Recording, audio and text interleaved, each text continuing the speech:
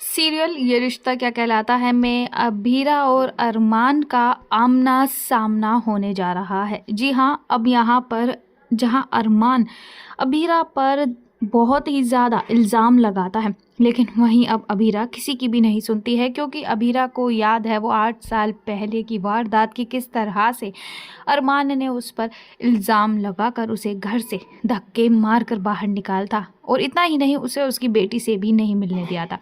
वहीं दोस्तों दूसरी ओर अभीरा बता देती है कि आग लगाने वाला शख्स कोई और नहीं बल्कि महर मित्तल थी। अगर वो वानी को नहीं बचाती तो कल को वो उसकी माँ को ऊपर जाकर क्या जवाब देती। मायरा के पास तो पूरा भरा परिवार है, लेकिन वानी के पास कोई नहीं था।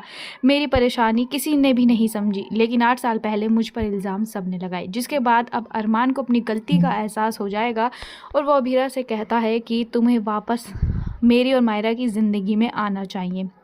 लेकिन दोस्तों अभीरा यहाँ पर बहुत बड़ा फैसला लेगी, जिसमें वो ये साफ इनकार कर देगी कि वो उस घर में वापस नहीं आएगी। जो 8 साल पहले हो गया वो हो गया। शायद अरमान तुम भूल चुके हो 8 साल पहले, उससे पहले भी 5 साल पहले जब तुमने मायरा को लेकर तुम भागे थे, तब भी मैं मायरा के बिना रही थी। उस टाइम भी तुमने मेरे बारे में नहीं सोचा था। गीतांजलि के साथ तुम अपनी ज़िंदगी बिता रहे थे, और अब भी 8 साल पहले भी तुमने वही किया। अब बहुत हो गया, मैं तुम्हारी गलतियों को और माफ़ नहीं कर सकती, क्योंकि तुम्हारी गलतियां दिन पर दिन बढ़ रही हैं। अगर मैं तुम्हारे साथ रह भी लूँ तो कुछ साल बाद तुम यही हरकत दोबारा करोगे।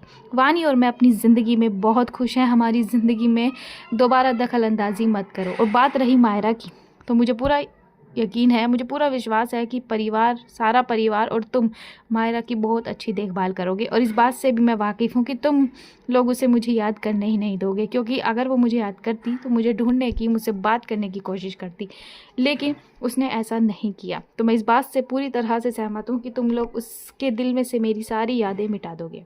सीरियल में आया ये ट्विस्ट आपको कैसा लगा? कमेंट सेक्शन में अपनी राय ज़रूर से ज़रूर दीजिएगा।